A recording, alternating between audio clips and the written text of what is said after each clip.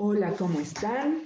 Hoy día vamos a empezar con esta sesión dedicada a un teórico fundamental para entender aspectos que se van a ir alimentando con lo que vimos en las anteriores sesiones. El teórico es Erving Goffman. Vamos a hacer una introducción a lo que es su obra de estigma. Con ustedes hemos visto mucho a Foucault desde esta concepción de las instituciones cerradas como la cárcel y también todo lo que corresponde a los estudios de lo punitivo en vigilar y castigar. Entonces, hoy día empezamos con esta teoría que yo creo que les va a llamar mucho la atención, además que se complementa mucho con lo que veían o ustedes veían y leían de Byung-Chul Han. Entonces, el tema de hoy es estigma. Vamos a ver porque es pertinente trabajarlo desde todo lo que es una manera de un contenido para la materia de psicología institucional. Entonces, arrancamos. A ver, vamos a arrancar. Como les decía, Erving Goffman, estigma, la identidad deteriorada. Erving Goffman nace en 1922 y fallece en 1982. Él es un sociólogo canadiense. Es muy importante porque se lo retoma mucho en la psicología social, en la antropología y especialmente porque en Estados Unidos había como una fiebre a principios del siglo XX por el funcionalismo. Talcott Parsons, Robert Merton, estaban en la sociología así macrosocial que buscaba explicar el mundo desde una teoría muy, pero muy lineal, vamos a decir, una teoría que estaba más interesada por estos procesos sistémicos a nivel macrosocial. Y en la psicología no estábamos ausentes, estaba el funcionalismo desde el área del estudio del comportamiento. El conductismo estaba pues en sus anchas las primeras décadas del siglo XX.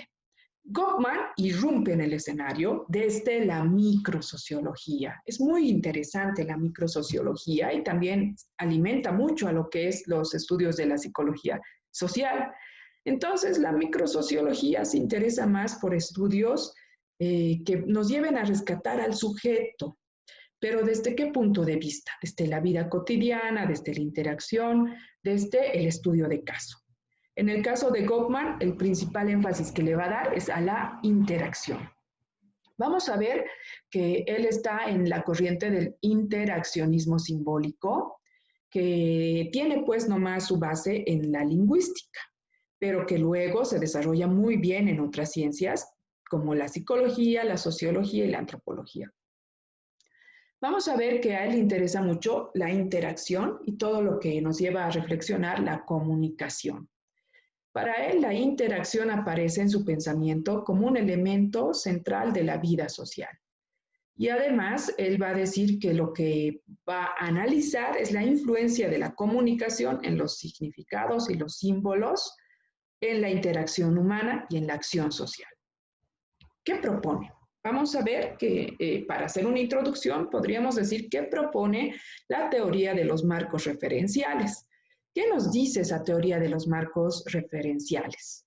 Está muy interesada en la fachada simbólica de todo lo que son estos procesos de construcción social a nivel nacional, a nivel social, grupal e individual. Y cómo la comunicación ayuda a que se den estos procesos. Esto va a ser básico para la interacción. Entonces, vamos a ver que nosotros ya venimos como con ideas preconcebidas del mundo. Por ejemplo, cuando tenemos esta idea de que lo asiático solamente es un sector donde están las personas que tienen rasgos o los ojos así, ¿no? Que son los chinitos. Puede ser una idea de una representación social o que son súper tecnológicos. No se nos hace fácil concebir, por ejemplo, qué pasó en Wuhan, en estos mercados de agua donde comen murciélagos. O sea, eso escapa un poco a nuestra idea o imaginario de lo que es Asia, Japón, China y todo lo demás. Entonces, siempre tenemos una manera preconcebida y varios imaginarios que construyen lo que es nuestras relaciones sociales.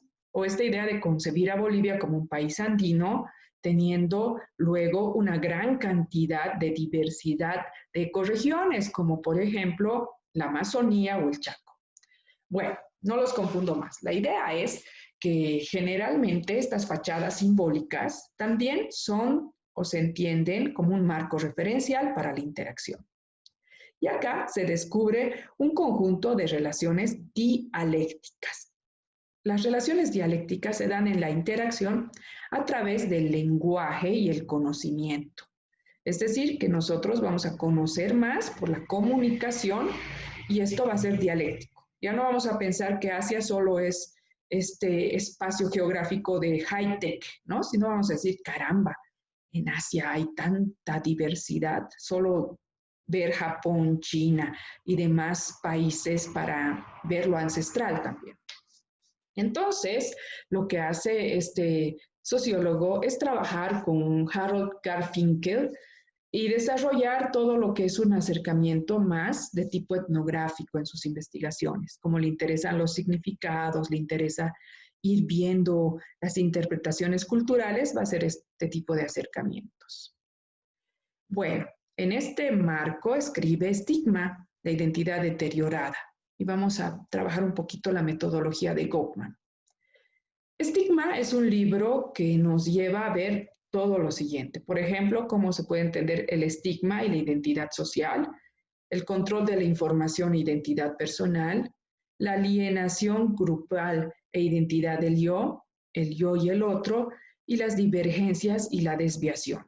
Bueno, estos puntos son centrales para entender su propuesta de los estigmas sociales. Vamos a empezar con calma. ¿Dónde surge el origen de la palabra estigma?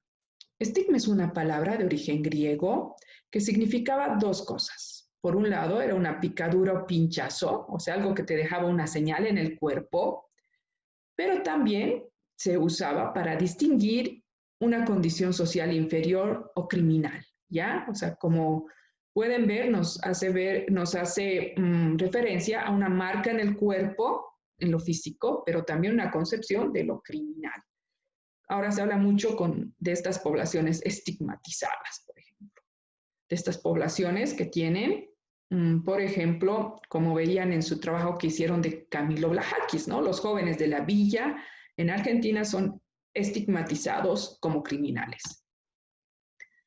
Ya en la época moderna, y antes de la época moderna también, vamos a decir que el estigma tenía relación con lo religioso.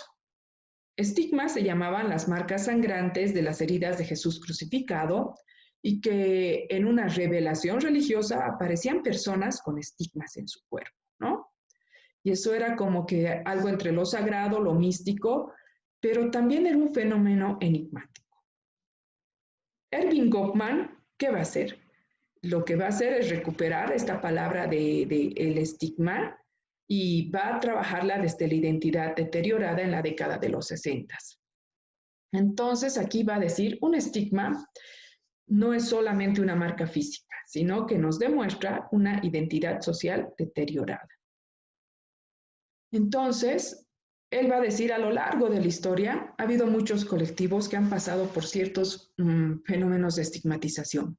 Por ejemplo, las mujeres, esta idea de que están estigmatizadas entre dos tipos de representaciones sociales, ¿no? O sea, las mujeres como inferiores, las mujeres también si ven los estudios de Federici, por ejemplo, en El Calibán y la Bruja, te decían las mujeres son lo satánico, ¿no? O sea, son poblaciones estigmatizadas también, las poblaciones que no eran de origen caucásico, o sea, las no blancas, este estigma que se tiene contra lo indígena, contra lo diferente. Y esto se da peor con la migración global, ¿no? O sea, por ser indígena o diferente, no eres como yo quiero que sea el mundo y te destruyo. También las poblaciones que pertenecen al colectivo LGBT, GLBT, que son estigmatizadas, ¿no? Las que se asumen de otra manera que no la identidad sexual tradicional. También las personas con trastorno mental han sufrido una serie de estigmas, ¿no? Entonces, ustedes quisiera que vayan pensando qué otros colectivos son sometidos a a ser estigmatizados, aparte de los que yo les presento acá. ¿Qué tendrán en común estas poblaciones que han sido estigmatizadas o marginadas? Las mujeres, los colectivos del LGBT, las personas que no son blancas o las personas con trastorno mental. Eso váyanlo pensando, ¿ya? Entonces, ¿qué pasa con la producción del estigma? El problema del estigma no reside en el tributo estigmatizador y en la persona que lo posee, sino en la desafortunada circunstancia de poseer un atributo que en un contexto social dado conduce a la devaluación. Muy importante. Vamos a analizar esto. Entonces, el problema no es, por ejemplo, no ser caucásico. El problema, por ejemplo, no es ser lesbiana. El problema no es ser una persona que tiene pues algún rasgo que va fuera de lo normal, entre comillas. El problema es que ese rasgo, como por ejemplo el color de la piel, lo racial o lo étnico, es devaluado en un determinado contexto social. Ese es el problema, la devaluación de ese rasgo o atributo en un determinado contexto social. Entonces, ¿cómo se produce este estigma? El problema no está en la persona en sí, sino cómo en un determinado contexto social, Foucault diría en un determinado contexto histórico, se produce este estigma, porque hay cosas que valen más que otras en esta interacción social. Entonces, Goffman nos va a ir explicando y va a decir, los estigmatizados generalmente han sido vistos como las personas que están fuera de la normalidad.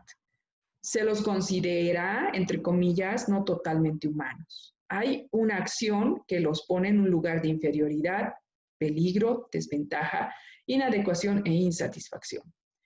El deficiente probablemente tenga defectos, entre comillas, pero también esto genera que estos grupos se agrupen en un nosotros, no se quedan solamente como satélites, ¿ya? Por eso hay colectivos que luchan por los derechos de la mujer y el movimiento feminista que tiene tantas conquistas. También se ha visto que el comportamiento de estos sujetos y colectivos a veces los lleva como sujetos individuales a sentir una desesperanza aprendida, desarrollan según su estructura un sentimiento de depresión o pueden ser hostiles, ansiosos, etcétera, etcétera. Y esto siempre se va a construir en el lenguaje de las relaciones.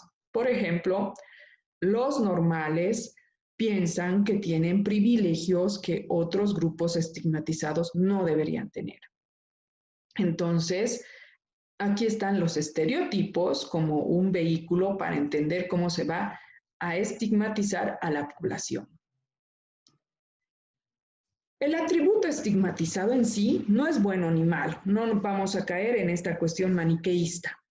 La devaluación es una construcción contextual, no quiere decir que por nacer mujer sea inferior a un varón, o por nacer varón sea superior a una mujer, o que por ser varón sea una persona que generalmente va a ser agresiva. No, esa es una construcción mental. O una mujer no necesariamente tiene que, ya nos ha dicho el psicoanálisis, tiene que ser madre para ser mujer. Entonces estamos deconstruyendo todo esto. La construcción contextual hace que se den estas relaciones donde a ciertos grupos sociales se les atribuye un estigma y se los trata como inferiores y se los suele dominar. Entonces, la devaluación de estos grupos sociales va a generar relaciones desiguales de poder. Y esto se produce por tres causas. Una primera causa que sería social, otra segunda más histórica y la tercera relacional. Por ejemplo, todo lo que se ha estudiado del género como construcción social, ¿no? Que esta construcción social se alimenta de roles que se tiene de una mujer y de un varón, y es también algo histórico. No es lo mismo ser mujer en la Edad Media que ser mujer en el siglo XXI.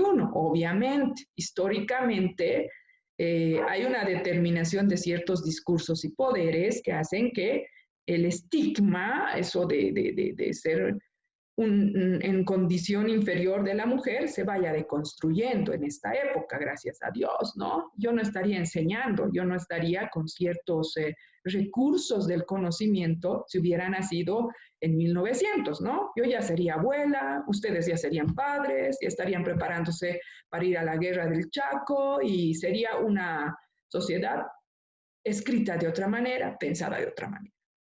¿Y esto dónde se da? En lo relacional, ¿no?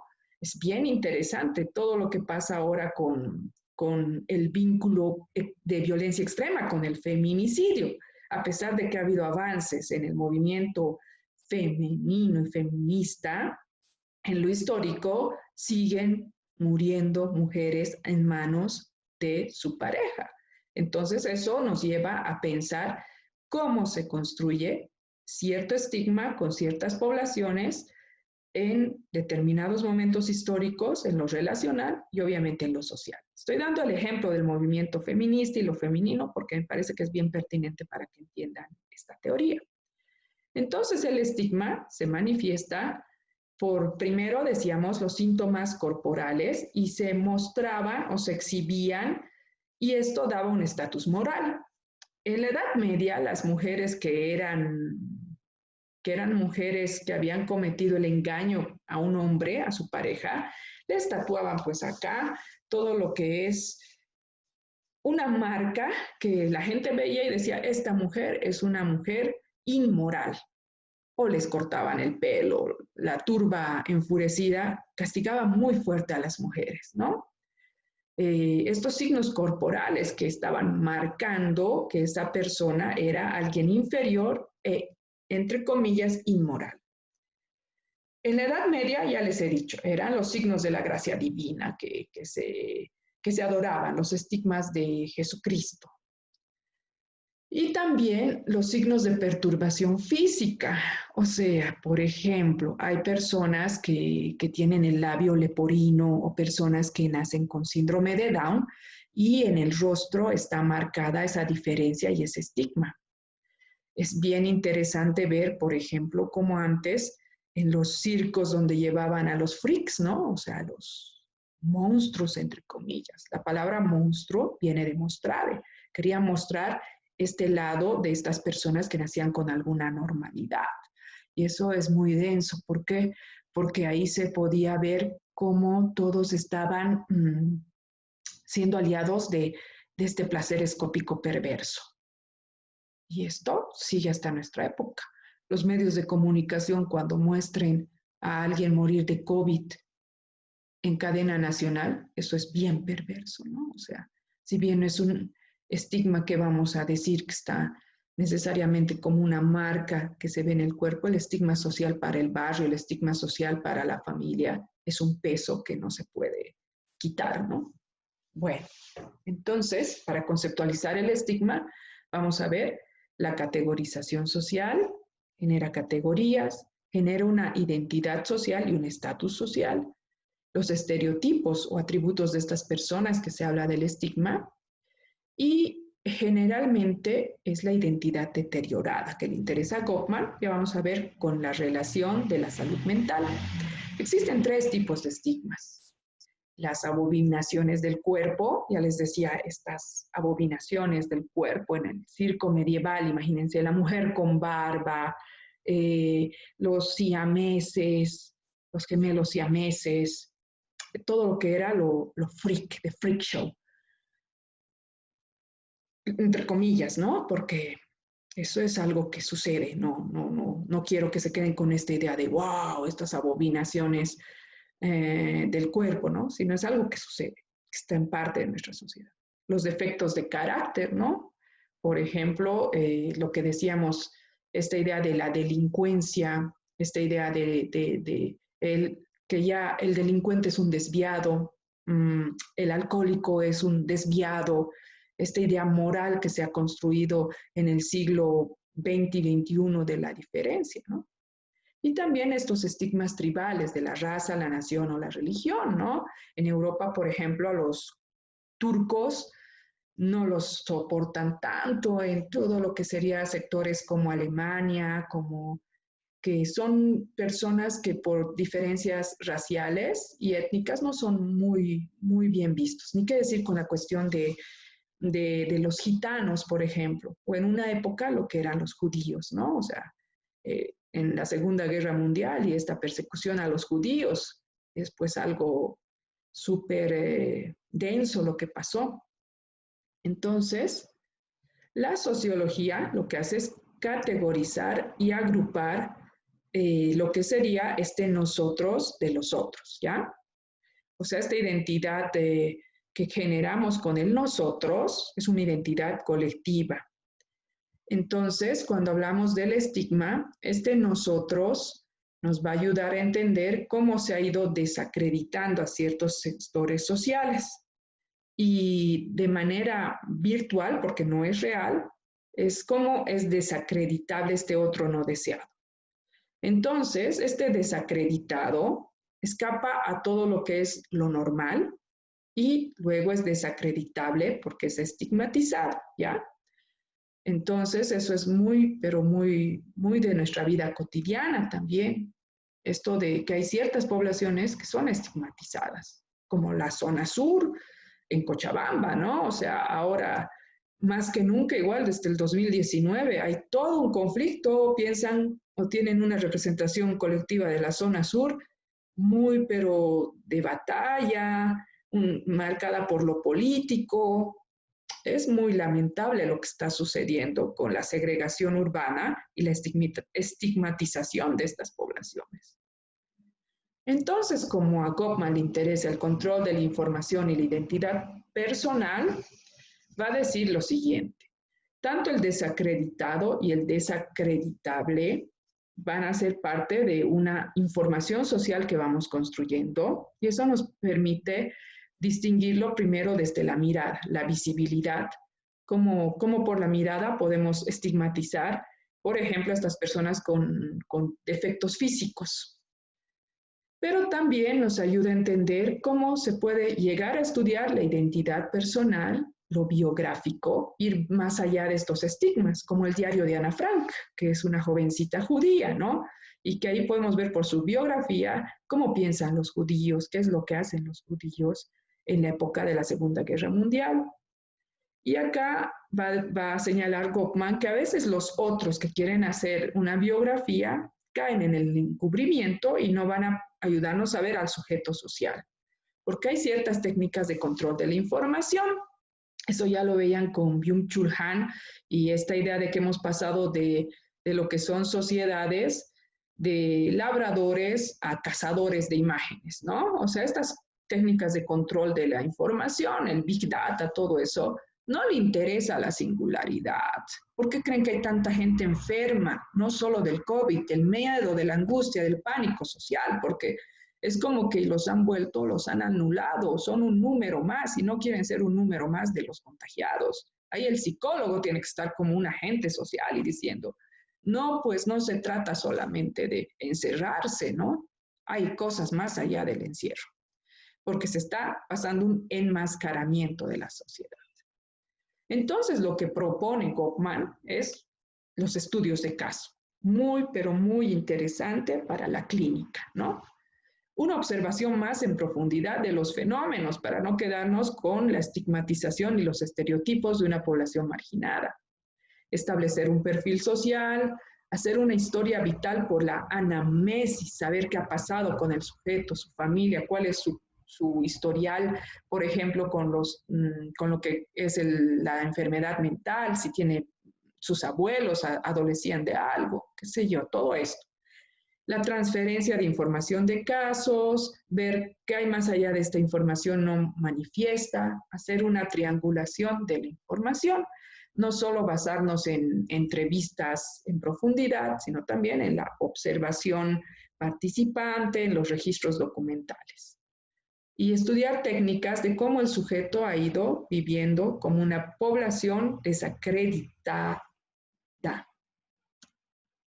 Entonces, en el método, lo que nos propone Goffman es el método narrativo, es decir, desde las voces de las personas que se investiga, hacer un trabajo de campo exhaustivo para conocer a esta gente que se investiga. Entonces vamos a ver la alienación grupal e identidad de Lió. Básicamente la conceptualización de la identidad social individual nos ayuda a ver las alienaciones endogrupales y exogrupales. A ver, vamos a leer esto que es chiquitito. En cierta ocasión conocí a una enana, que era por cierto un ejemplo patético. Era muy pequeña, medía alrededor de 1 metro y sumamente educada ante la gente. Sin embargo, se cuidaba bien de no ser otra cosa que la enana y desempeñaba un papel de bufona con la misma risa burlona y los mismos movimientos rápidos y graciosos característicos de los bufones. Únicamente cuando se hallaba entre amigos podía quitarse su gorro y sus cascabeles y atreverse a ser la mujer que en realidad era, inteligente, melancólica y extremadamente retraída. Entonces, es como en esta lectura nos muestra qué es lo que se espera de la enana y qué es lo que ella quiere representar en base a lo que la gente espera de ella como lo exogrupal, ¿no? Pero solo con los amigos en lo endogrupal, en grupos pequeños, ella puede mostrarse no como la enana, sino como una mujer con todas las palabras mayúsculas, con angustias, con lo que es la melancolía y está retraída.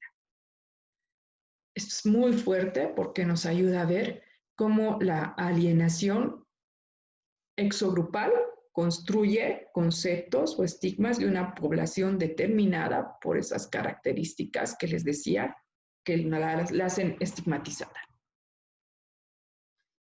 Entonces, vamos a ver que acá le interesa estudiar la divergencia y la desviación también a Goffman. La divergencia tiende a no coincidir con las ideas y tendencias sociales, culturales, económicas de otros. Y la desviación es un cambio de la trayectoria de las intenciones. A ver, ¿cómo les digo eso? La desviación es cómo se concibe que la población está estigmatizada o la persona estigmatizada no sigue los cánones o la trayectoria o las intenciones determinadas por lo social, por la construcción social. Y la divergencia es no coincidir con lo que la gente te está atribuyendo. Entonces, en el proceso de estigmatización, la identificación o atribución va a tener como que 3 partes. La valoración negativa de una característica o condición atribuida. Por ejemplo, en la cuestión de los migrantes, cuando existen los migrantes campo-ciudad, ¿no? Hay una valoración negativa. Yo he visto en la misma universidad cuando entraron muchos estudiantes de provincia, algunos que eran becados, había un discurso muy, pero muy duro, ¿no? Que les decían, ¿para qué van a estudiar? Vuelvan a sus comunidades. Y no voy a repetir algunas cosas que he escuchado porque me parece que son muy rudas y es como que alimentar al que está estigmatizando y discriminando, ¿ya? Esta valoración negativa. La generalización causal, explicando toda la persona y sus actos por un atributo negativo, ¿ya? Antes, todavía antes, ahora por suerte ya hay avances. Yo me acuerdo que pasaba una materia y había discriminación de género, pero eso es también bien duro, ¿no? Cómo se da esta generalización causal, ¿no? O sea, yo, por ejemplo, he visto que a los varones que estudian para chefs es una cosa muy interesante, pero los que están fuera dicen, ¿cómo un hombre va a cocinar? Eso es algo hasta absurdo. Ahí los varones han demostrado que pueden ser los mejor master chefs, ¿no? O sea, entienden. Acá es como que esta generalización causal en las relaciones de género es muy de querer dejarlos en un solo rol, en una sola manera estereotipada de ser del sujeto. Les estoy dando este ejemplo de los varones, ¿no? Hay varones que cocinan muy rico, ¿no? Y eso estaría siendo una divergencia con esta generalización causal. Y la devaluación, que tiene que ver con esta, quitarle estatus a esta población. Por ejemplo, cuando hablamos, les decía, los migrantes, ¿no? O sea, me duele mucho cuando se dice estos sectores sociales campesinos han venido a ensuciar mi ciudad, ¿no? O sea, es como si en la ciudad los urbanos no fueran cochinos también, ¿no? O sea, ahí está esta idea de devaluar, ¿no? De tener este pensamiento tan cuadrado, así tan cuadrado, ya ni sé qué decir, voy a renegar 5 minutos y se va a acabar ya la presentación. ¿De qué se alimenta el estigma? De los prejuicios y la discriminación. Los prejuicios son un conjunto de ideas erróneas, estereotipadas, atribuidas a una persona o un colectivo, ¿no? Es como cuando se ve a los gitanos, son ladrones, así, esa es la idea fija que se tiene, sin conocer cuál es su modo de vida, su ciclo familiar. Bueno, luego estaría la discriminación, que son conductas de rechazo, menosprecio hacia una persona y generan una distancia social. A ver, en la salud mental, ¿cuáles son los estigmas que se construyen? Que la persona que adolece de algún problema mental es peligrosa, impredecible, que tiene una disminución psíquica, se infantiliza mucho a esta población, objeto de burla, culpabilización y genialidad. Entonces, la infantilización nos lleva al paternalismo, ¿no? O sea, es como que se quiere cuidar esta población y sobreprotegerla. Eso se ve con personas que tienen, por ejemplo, un coeficiente intelectual bajo, ¿no? O sea, se busca no enseñarles cosas para la vida, ser muy protectores con ellos. También son objeto de burla. ¿Y qué genera esto? La vergüenza, ¿no? Ya les decía Bataille cuando nos habla de la historia del ojo, ¿no? Si vemos, por ejemplo, a alguien con los ojitos de síndrome de Down, todos lo vamos a ver, por más que digamos, no, yo soy una persona inclusiva. ¿Qué va a hacer esa persona? Va a sentir una vergüenza que no sabe de dónde viene, ¿no? La culpabilización, que hace que exista una exclusión sanitaria, ¿no? O sea que eso se ve mucho en el estudio de la clínica, por ejemplo, ¿no? Esta exclusión sanitaria, que se prefiere atender a una persona que está mal del apéndice que realmente atender a alguien que tenga algún trastorno mental. Eso se está viendo ahora también, ¿no? Con el COVID, que se apoya todo, todo, todo. Estamos en una emergencia, es cierto, pero la salud mental debería estar como algo sin lo que no se puede pensar la salud integral. Entonces, vamos a ver que estos efectos también generan que la persona tenga un autoestigma en lo que es la salud mental. El sentimiento de vergüenza, el miedo al rechazo llevan a la persona a veces a refugiarse en el aislamiento y la soledad, ya que nadie quiere vivir el rechazo de los demás ni ser mirado como diferente.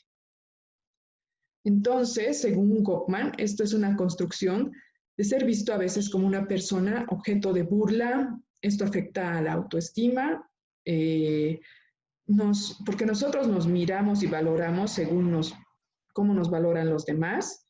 Y esta incapacidad a veces que está de la otra persona de ser inclusivo y limitarse solamente a ver el defecto de esta población estigmatizada. Esto hace que esta población estigmatizada por alguna cuestión de la salud mental se autolimite, se siente incapaz y que se margine.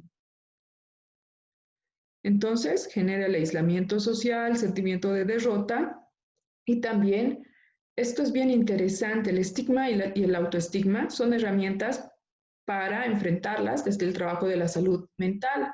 Hay que ver más allá del síntoma, más allá del diagnóstico como una condena. Eso yo les digo porque veo muchos profesionales de la psicología que exponen, por ejemplo, grafos fabulosos, ¿no? Para explicar todo lo que son los trastornos de la personalidad o explicar algún síntoma. Y a veces el que trabaja metodológicamente con la salud mental crece su ego al tratar de clasificar o diagnosticar a una persona de manera acertada. Pero la salud mental no es cuestión de ego. La salud mental es ver más allá de la clasificación y el diagnóstico solamente. Es buscar desde la microsociología, desde una psicología más integrada al sujeto, ¿qué puede ofrecer ese sujeto? ¿Cómo puede reconstruir el mundo con ciertos recursos que el psicólogo puede construir con el sujeto? O sea, no se queden ustedes en esta idea que yo soy muy capo, manejo el DSM y puedo clasificar. No, eso es como que militar una ciencia vacua, una ciencia que es más de mayoristas. No estamos viendo la subjetividad desde el sujeto, desde lo que piensa, lo que siente y su entorno ecológico, la familia, la comunidad. Entonces, lamentablemente, el autoestigma hace que los prejuicios sociales hagan que esta persona asuma, la imagen, la autoimagen negativa y que tenga comportamientos basados en a veces puede darse la autoagresión o la agresión al otro. ¿Y qué es lo que nos dice Goffman? Lo que nos dice es que todo lo que se debe trabajar con el estigma está en la interacción entre las personas.